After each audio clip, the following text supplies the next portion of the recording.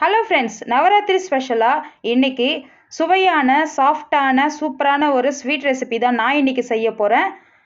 கோதுமை ரவா அப்பம் எப்படி செய்யலான்னு பார்க்கலாம் வாங்க. ஃபஸ்ட்டு நம்ம இதை செய்கிறதுக்கு ஒரு மிக்சிங் பவுல் எடுத்துக்கலாம். அதில் அரை கப்பு ரவை போட்டுக்கலாம். வறுத்த ரவை வறுக்காத ரவை எது வேணாலும் நீங்கள் போட்டுக்கோங்க. இப்போ இது கூடவே நம்ம கோதுமை மாவு 3/4 கப்பு போட்டுக்கலாம். கூடவே சர்க்கரை போட்டுக்கலாம். சர்க்கரை வந்து ஒரு அரை கப்பு போட்டுக்கலாம். உங்களுக்கு ஸ்வீட்டுக்கு ஏற்ற மாதிரி கொஞ்சம் எக்ஸ்ட்ரா கூட போட்டுக்கோங்க. இது கொஞ்சம் மைல்டான ஸ்வீட்டாக தான் இருக்கும். அதனால் நீங்கள் ஸ்வீட்டு கொஞ்சம் ஜாஸ்தியாக வேணும்னா கொஞ்சம் 1/4 கப்பு எக்ஸ்ட்ரா சர்க்கரை கூட போட்டுக்கலாம். இப்போ நம்ம இதுக்கு தண்ணி ஊற்றி மிக்ஸ் பண்ண போகிறோம். ஒரு கப்பு தண்ணியில் நான் வந்து பாதி ஊற்றி ஃபஸ்ட்டு மிக்ஸ் பண்ணிக்கிறேன். கொஞ்சம் கொஞ்சமாக ஊற்றி மிக்ஸ் பண்ணிக்கலாம்.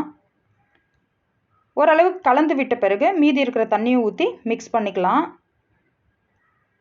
இதை நல்லா மிக்ஸ் பண்ணி விட்டுக்கோங்க. இது கொஞ்சம் தண்ணியாக தான் இருக்கணும்.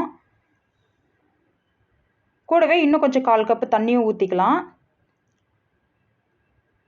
இது இப்போ இந்த கன்சிஸ்டன்சி தண்ணியாக இருந்தாலும் இது நம்ம ஊற வைக்க போகிறோம். ஊற வைக்கும்போது ரவாலாம் நல்லா ஊறி வரும். அப்போ வந்து திக்காயிடும். பாருங்கள், இந்த கன்சிஸ்டன்சியில் இருக்கணும். இப்போ இதை நம்ம மூடி ஒரு 20லேருந்து 30 நிமிஷம் ஊற வச்சிடலாம். இப்போ இதை எடுத்து பார்த்தோம்னா நல்லா திக்காக இருக்கும். ரவை நல்லா வந்து ஊறி வந்திருக்கும். இப்போ இந்த ஸ்டேஜில் நம்ம ஏலக்காய் பொடியை 1/2 டீஸ்பூன் சேர்த்துக்கலாம். கூடவே இட்லி சோடா பவுடர் 1/4 டீஸ்பூன் சேர்த்துக்கலாம்.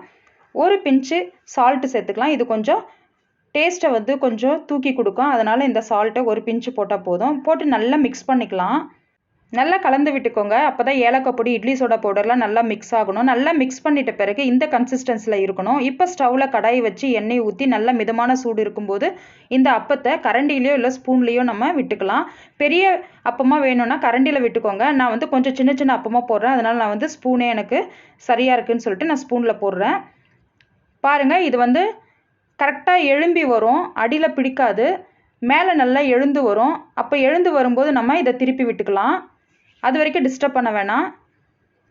பாருங்கள், அப்போ 2 பக்கமும் நல்லா திருப்பி விட்டிங்கன்னா நல்லா கோல்டன் ப்ரௌனாக வரும். இதுதான் கரெக்டான வந்து கலரு. இப்போ இந்த ஸ்டேஜில் நம்ம எடுத்துக்கலாம். பாருங்கள், சூப்பராக வந்திருக்கு. இந்த அப்பத்துக்கு சர்க்கரைக்கு பதிலாக நீங்கள் நாட்டு சர்க்கரை வெல்லத்தை போட்டிங்கன்னா இன்னும் டார்க் கலராக வரும். அவ்வளோதான். பாருங்கள், அப்போ சூப்பராக வந்திருக்கு. வீட் ரவா அப்போ ரொம்பவே நல்லா வந்திருக்கு. எவ்வளோ சாஃப்டாக ஸ்பாஞ்ச் மாதிரி வந்திருக்கு பாருங்கள். இதே மெஷர்மெண்ட்டோட நீங்களும் ட்ரை பண்ணி பாருங்கள். ட்ரை பண்ணி பார்த்துட்டு எப்படி இருக்குன்னு கமெண்ட்ஸில் சொல்லுங்கள். பிடிச்சிருந்தால் லைக் பண்ணுங்கள், ஷேர் பண்ணுங்கள், சப்ஸ்கிரைப் பண்ணுங்கள், பெல் ஐக்கானையும் கிளிக் பண்ணுங்கள். நான் உங்களை அடுத்த ஒரு சூப்பரான ரெசிபியோடு சந்திக்கிறேன். நன்றி, வணக்கம்.